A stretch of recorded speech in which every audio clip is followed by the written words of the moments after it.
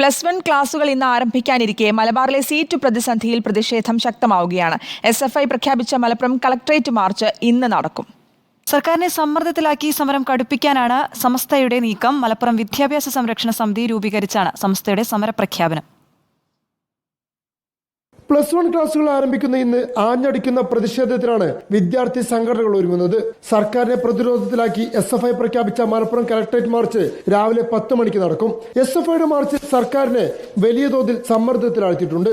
ഇതിന് പിന്നാലെയാണ് സമസ്തയുടെയും സമര പ്രഖ്യാപനം. വ്യത്യസ്ത സമര രീതികളിലൂടെ പ്രതിഷേധങ്ങൾ കനപ്പിക്കാനാണ് സമസ്തയുടെ പിന്തുണയോടെ മലപ്പുറം പ്രസ് ക്ലബ്ബിൽ ചേർന്ന മലപ്പുറം വിദ്യാഭ്യാസ സംരക്ഷണ സമിതിയുടെ തീരുമാനം. ക്ലാസ് ആരംഭിക്കുന്ന ഇന്ന് അലോട്ട്മെന്റ് ലഭിക്കാത്ത വിദ്യാർത്ഥികളെയും രക്ഷിതാക്കളെയും വിദ്യാലയങ്ങൾക്ക് മുമ്പിൽ പ്ലക്കാർഡുകളുമായി അണിനിരത്തുമെന്നാണ് സമിതിയുടെ സമര പ്രഖ്യാപനം. കൂടുതൽ A+ നേടിയ മലപ്പുറം ജില്ലയിൽ അവർക്ക് അവർക്ക് ഇഷ്ടപ്പെട്ട വിഷയങ്ങളോ അല്ലെങ്കിൽ സ്കൂളുകളോ ലഭിക്കാത്ത സാഹചര്യമാണ് പലപ്പോഴുമുള്ളത്. അതുകൊണ്ട് തന്നെ ഈ പ്രശ്നങ്ങൾക്ക് ശാശ്വതമായ പരിഹാരം ഗവൺമെന്റ് നൽകണമെന്നാണ് സമര സമിതിയുടെ അഭ്യർത്ഥനയും ആവശ്യവും അതാണ്. അതിനുവേണ്ടി ഏതറ്റം വരെ സമരം നടത്താനും സമരസമിതി മുന്നിൽ തന്നെ ഉണ്ടാകുമെന്നാണ് ഈ സന്ദർഭത്തിൽ ഉണർത്താനുള്ളത്.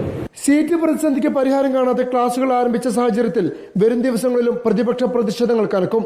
MSF പ്രവർത്തകരുടെ മലപ്പുറം RDD ഓഫീസ് ഉപരോധ സമരം ഇന്നും തുടരും. നിയോജക മണ്ഡല തലത്തിലും MSF പ്രതിഷേധം സംഘടിപ്പിക്കുന്നുണ്ട്. നാളെ യൂത്ത് ലീഗ് നിയമസഭയിലേക്കും ഫ്രറ്റേണിറ്റി മലപ്പുറം കളക്ടറേറ്റിലേക്കും മാർച്ച് നടത്തും. 27-ന് KSUവും മലപ്പുറം കളക്ടറേറ്റിലേക്ക് മാർച്ച് പ്രഖ്യാപിച്ചിട്ടുണ്ട്.